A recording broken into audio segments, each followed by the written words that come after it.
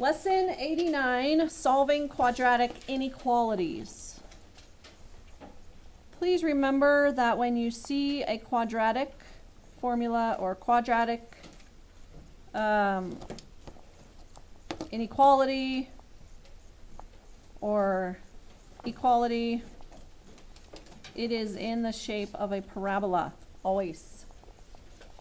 So I'm going to show you by example. Graph y is less than or equal to 4x squared minus 2x minus 6. I know that this is going to be a parabola. So I'm going to graph it as if it says equals. So if I do, I don't know if you guys remember that the line of reflection is x equals negative b over 2a. So the entire parabola will be reflected about this line. So x equals 2 divided by 2 times 4, which is 8, or 1/4. So x equals 1/4 is my line of reflection. So if I make 1 right here, 1/4 is about right there. So this is where it's reflected about. Now if I plug in 1/4 for x, I get 1/16 times 4 is 1/4 minus 2 times 1/4 is 1/2 or 2/4 minus 6, or what's 6 times 4? 24/4. So 1/4 minus 2/4 is a negative 1/4 minus 24/4 is a negative 25/4, which is the same thing as negative 6 and 1/4. So on this line, when x equals 1/4, y will be negative 25/4. So if I go down, I'll just make my ones closer together on this side. So negative 6 and 1/4. That's the bottom of my parabola. Now if I plug in, so let's see, it was 1/4. Negative 6 and 1/4 is the minimum.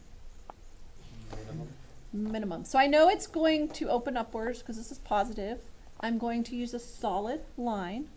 So if I plug in, let's say, oh, I can find the zeros by factoring this. So y is less than or equal to, let's take out a 2x, okay, minus x minus 3. So y is less than or equal to 2. 2x minus 3, oops, I'm not doing it the ninja way because I already know how to factor that. 2x minus 3, x plus 1. So x is at 3 halves, no. 3 halves? Yes, 3 halves. So this is 1, 2, 3 halves. If that's a 2, it's right here. So it's 0 at 3 halves. And then since this is the line of reflection, this is, let's see, 1 and 1/4 away. So if I go 1 and 1/4 away in this way, here's 1 and 1/4. So it'll be at 0, negative 1, which is right there, duh. And it's my parabola, okay? Solid parabola. And y is less than or equal to this line. Remember that when y is less, it goes below. So y gets smaller down here. So it's all of this is what would be shaded. Ooh, nice shading. If it said y is greater than, it would go up here. So there is a way to solve algebraically. There's a G there. Basically, you can graph the solutions on a number line.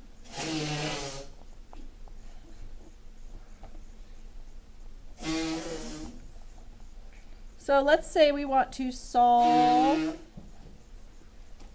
x squared plus 4x is less than 21 algebraically.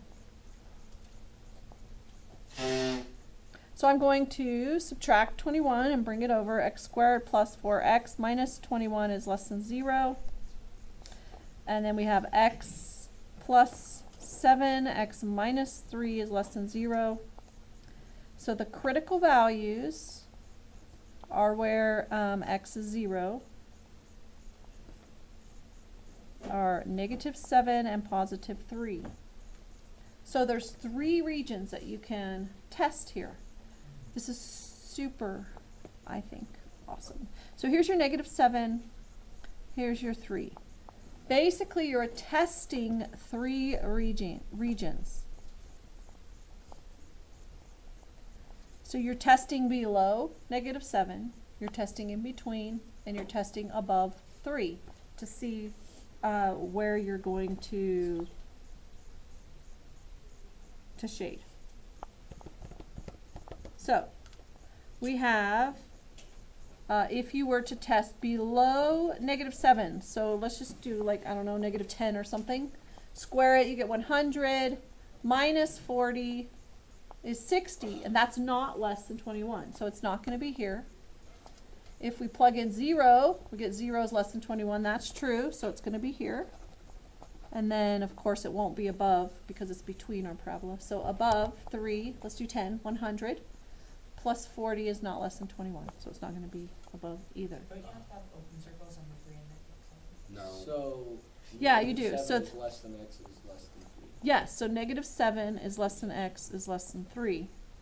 So you just have to test it to see if it actually works. So you can test it, yeah. So that's the same thing. So this just means that if you graphed your parabola, you're going to be between the -7 and 3. So you'll be inside. Does that make sense? No? No. Yeah.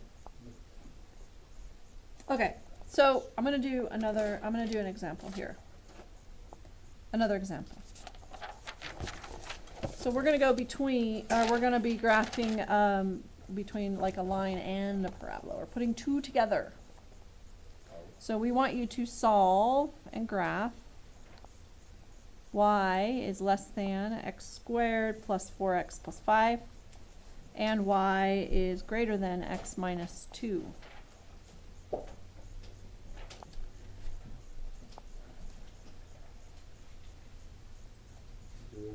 So we graph it. These are not solid, they're going to be dotted. Start with the line, x minus 2, so we go down to -2, put an open circle. The slope is 1, which means you go up 1 over 1, up 1 over 1, draw a dotted line.